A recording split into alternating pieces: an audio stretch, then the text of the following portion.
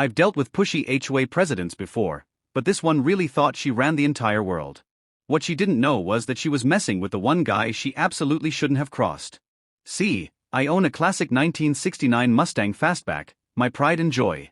I don't drive it every day, but on weekends I'll take it out for a spin, shine it up, and park it in my driveway so I can admire the work I've put into restoring it.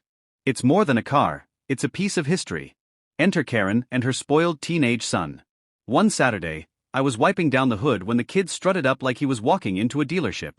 "Cool car," he said, circling it like a vulture. "My birthday's next week. Mom says you should let me have it." I almost dropped my rag. "Excuse me." "Yeah," he said with a smirk. "You don't even drive it that much. My mom says HOA rules don't allow junkers to sit around, so either you give it to me or they'll tow it." Before I could even respond, here came Karen herself, marching up the sidewalk with that smug look. "You heard him," she barked. "That car is an eyesore. You're in violation of HOA standards. Hand it over and we'll let this slide." I laughed. Out loud. "This car is fully registered, insured, and worth more than your entire house. You're not getting it." Karen's face twisted. "Fine. "If you want to do this the hard way, I'll call the police and tell them you're threatening my son." And that's exactly what she did. Right there in front of me, she dialed 911 and shrieked into the phone, "Officer! A man is harassing my child and refusing to comply with HOA orders. Send someone right away." What she didn't know is that the call went straight through to my own department. Because I'm not just a car enthusiast, I'm the chief of police in this county. Within minutes, 2 patrol units rolled up, lights flashing. Karen puffed herself up, ready to watch me get hauled off. "That's him," she screeched. "Arrest him."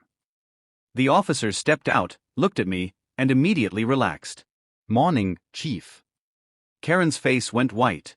"See, Chief." I nodded. "That's right. Chief of Police." "And I just witnessed you file a false police report, attempt to extort my property, and harass me on my own land." Her son muttered, "Wait, what?" The officers turned to her. "Ma'am, step back." "You understand filing a false report is a crime, right?" Karen stammered, I didn't know," he never said. I crossed my arms. "Didn't think you needed to know who you were dealing with. But now you do." The officers took statements, wrote her up for false reporting, and gave her a very stern warning that if she or her son set foot on my property again, charges would follow. Word spread like wildfire through the neighborhood. Suddenly, all the people Karen had bullied with fake HOA rules knew she'd been caught lying to the police chief himself. Her authority crumbled overnight. Parents kept their kids away from her son, neighbors stopped attending her mandatory meetings, and within a month, she was forced to resign as HOA president. As for me, I still polish my Mustang every Saturday. Only now, Karen and her son cross the street when they see me, like the car itself might testify against them.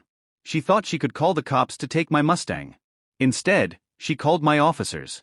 And she'll never live down the humiliation of finding out I was the one in charge all along.